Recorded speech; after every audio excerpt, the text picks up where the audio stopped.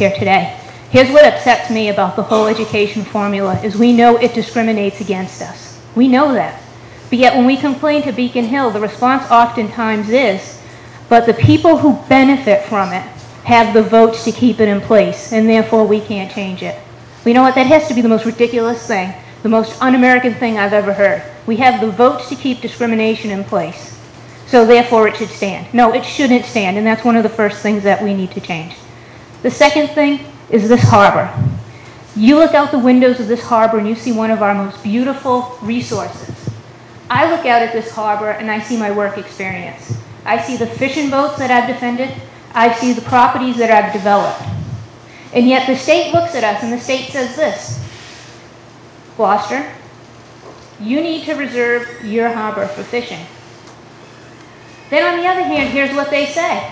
Gloucester, you're not allowed to go fishing. The state can't have it both ways. Either they allow us to go fishing, or in the event that they're not going to allow us, and I'm willing to bet my money on the fact that that's going to be the case, then we need to sit down and have a real discussion about what's going to happen here. And what we need to say is, okay, how much of this harbor are we going to dedicate to fisheries, and how much of this harbor are we going to expand into commercial, recreational uses? I feel that I'm prepared to handle that discussion for us at the State House with my years of defending these fishermen and with developing these properties. Now I want to turn to that line. He saw suffering and wanted to heal it. When I got into fishing and the fishing issues, my experience was my father's boat that, you know, God bless him, he got hurt just before the boat that he was on sank. Had he not gotten hurt, he would have been on the fishing vessel Italian Gold, and he would have died with his 4 crew members. I watched 4 men die in one day. The second experience was when Councilor Romeo's not here. We all know what tragedy happened to her husband, and that was a direct result of the regulations that were put upon that poor gentleman. Okay, I've watched people in this community die. That is real suffering. And the congressman's here. He probably, I shouldn't speak for him, but he knows where I stand on this.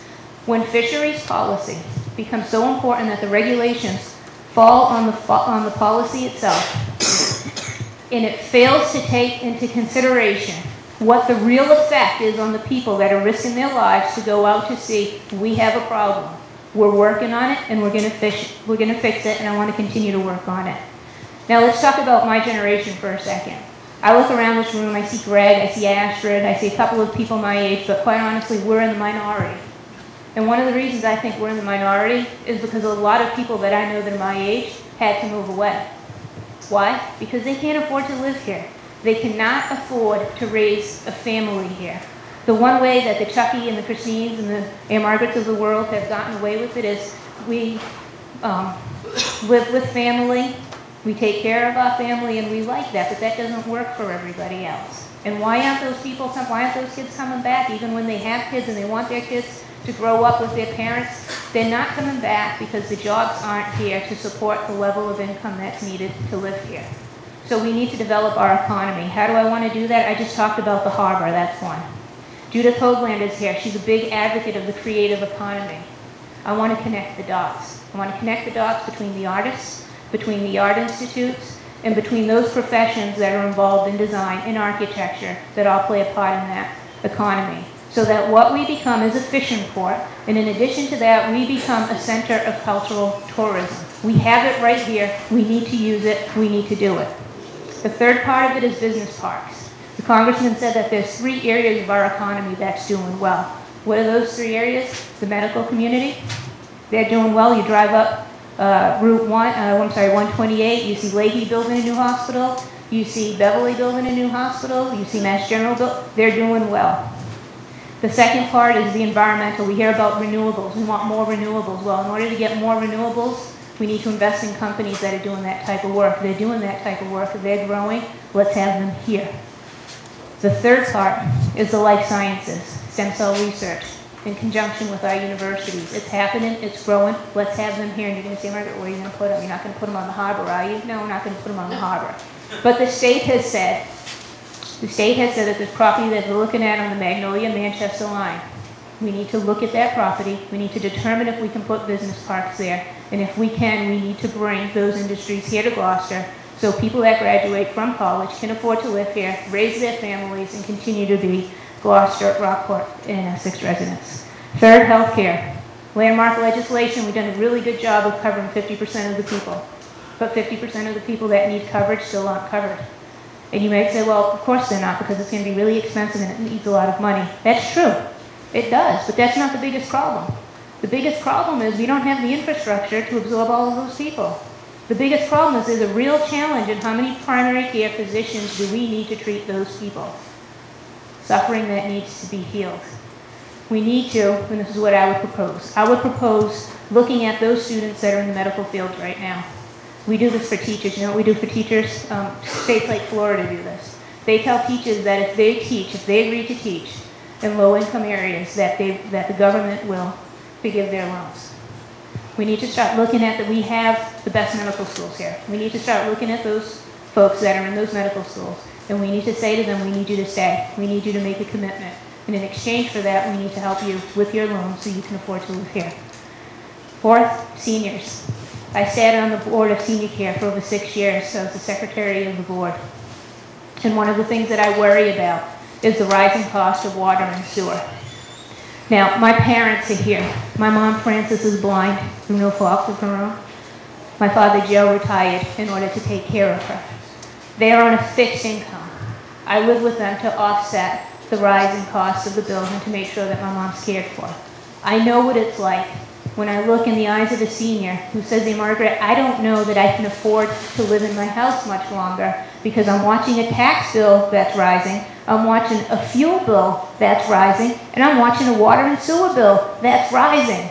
And yet my Social Security, it stays the same. How do I live here? And I'm not sure that we have all the answers, except that we have to get really good at advocating on the federal and the state level for those resources. One of the other things I would say is I'm intimately familiar with the consent decrees that have been issued. I served on John Bell's CSO task force as a representative who worked in the neighborhoods and also went to the Department of Environmental Protection to talk about some of those consent decrees in the order of compliance. And I think the mayor is onto something when she says when you look at those consent decrees, they stack right up against each other. Now, everybody knows that we all want clean water. I don't think there's anybody in this room that says, hey, Margaret, I'm going to raise my hand and tell you I don't want clean water. Of course we do. But the question is, how do we do it in such a way that we can afford it? Now, in my private practice, I represent homeowners, I represent waterfront business owners, I represent fishermen, I represent seniors. And it's not unlike when it comes to the waterfront property owners or the homeowners that I have to go up to DEP and negotiate with them. I know how to negotiate with DEP.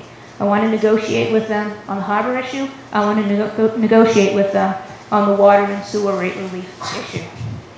Now, going back to Senator Kennedy's line, he saw war and wanted to stop it. How befitting on the one hand that that statement was made in '68. How sad that it's now 2008, 40 years later, and it still applies. To see a war and want to stop it. And some of you may look at me and say, Margaret, you're running for state office. The war is federal. And I would disagree with you, and I would say, no, it's not. Because every time you hit a pothole, you should realize how senseless the war is and all of the money that we're sending over there.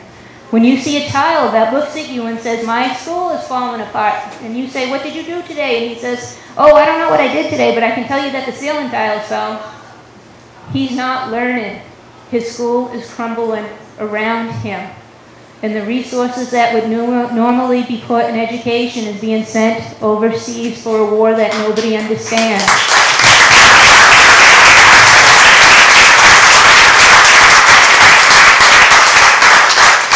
Gas at $4 an hour, $4 a gallon. Again, senseless. And if you take all the economics aside and you push them over to the left and you look to the right, and when you watch the newscast, you see the names of the young men and women who are losing their lives. That right there should make us all stand up as citizens and say, enough is enough, and the war. We don't have to be elected to office to say it. We are citizens. Now, with all due respect to Congressman Anning, okay, to me, the most important title in this country is United States citizen. Okay, we